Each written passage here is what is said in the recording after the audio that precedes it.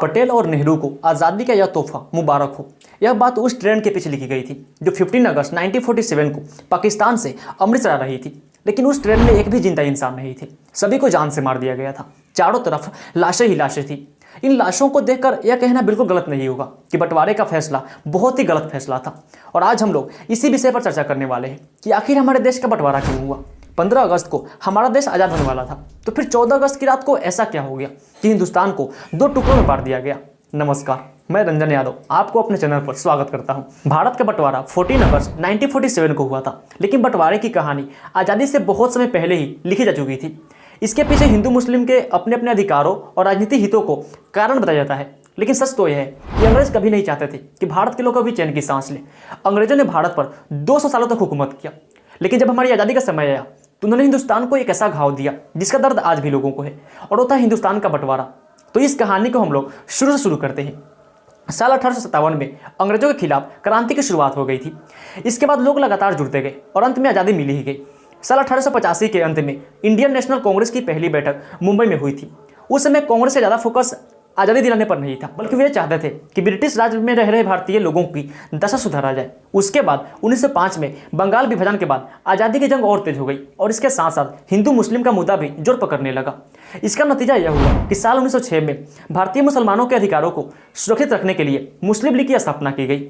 इसके बाद मुसलमानों के मुद्दे को लेकर बहुत बार बातचीत हुई, लेकिन हिंदू और मुसलमानों के बीच तनाव लगातार बढ़ते जा रहे थे।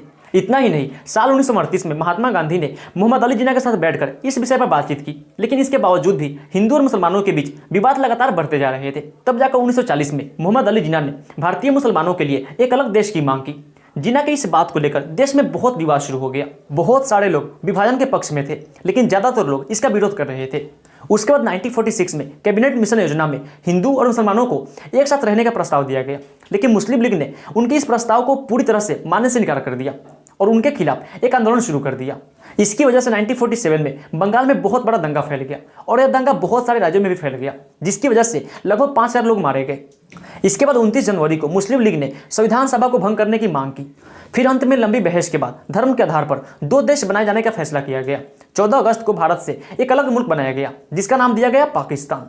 भारत का विभाजन माउंटबेटन प्लान के आधार पर किया गया था। 3 जून 1947 को लॉर्ड माउंटबेटन ने भारत के विभाजन का प्लान पेश किया, जिसको 18 जुलाई 1947 को ब्रिटिश संसद में इसे पारित किया गया, और इसे ही हम माउंटबेटन प्लान के नाम से जानते हैं। माउंटबेटन का कहना था कि भारत की राजनीतिक समस्याओं को हल करने के लिए विभाजन ही एकमात्र रास्ता है। हमारे देश की जमीन को बांटने के लिए रेड क्लिफ नामक एक अंग्रेज को बुलाया गया। यह बंदा पहले कभी भी भारत नहीं आया था। इसे ना तो भारत की संस्कृति के बारे में कुछ पता था और ना ही यहाँ के लोगों के बारे में। यहाँ तक कि इसे यह भी नहीं मालूम था कि पंजाब कहाँ है, गुजरात कहाँ है, महाराष्ट्र कहाँ है। और इसी बंदे ने भारत और पाकिस्तान के बीच सीमा रेखा खींच दी। 17 अगस्त 1947 को भारत पाकिस्तान की सीमा रेखा को रेड क्लिफ लाइन नाम दिया गया। पाकिस्तान बनने के 13 महीने के बाद ही मोहम्मद अली जिन्ना की मृत्यु हो गई।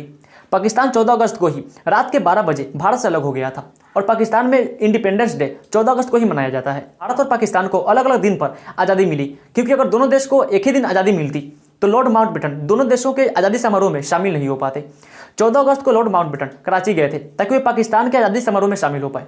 उसके बाद 15 अगस्त को वे दिल्ली आए ताकि वे हिंदुस्तान के आज़ादी समारोह में शामिल हो सके।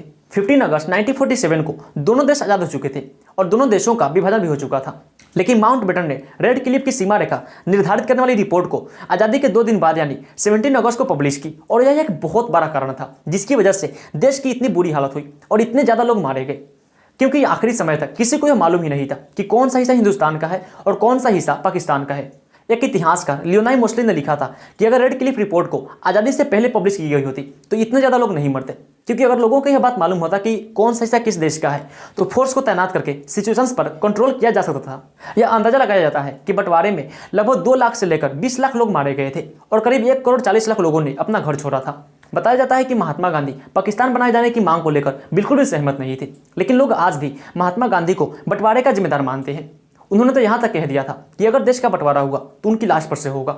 एक तरफ गांधी जी अपनी जीत पर अड़े थे, तो दूसरी तरफ देश में हो रही भयानक दंगों की वजह से पंडित जवाहरलाल नेहरू और सरदार वल्लभ भाई पटेल ने यह मान लिया था कि अब देश का बंटवारा करने में ही भलाई है। 15 अगस्त 1947 को जब पूरा देश आज़ादी का जश्न मना रहा था, तो उस समय महात्मा गांधी आज़ादी के किसी भी जश्न में शामिल नहीं हुए थे, क्योंकि उस समय वे कलकत्ता में थे ताकि वे हिंदू और मुस्लिम के बीच हो रहे विवादों को रोक सके। इस वीडियो को देखने के लिए आपका बहुत बहुत धन्यवाद। मैं ईश्वर से प्रार्थना करता हूँ कि आप और आपका पूरा परिवार हमेशा खुश रहे।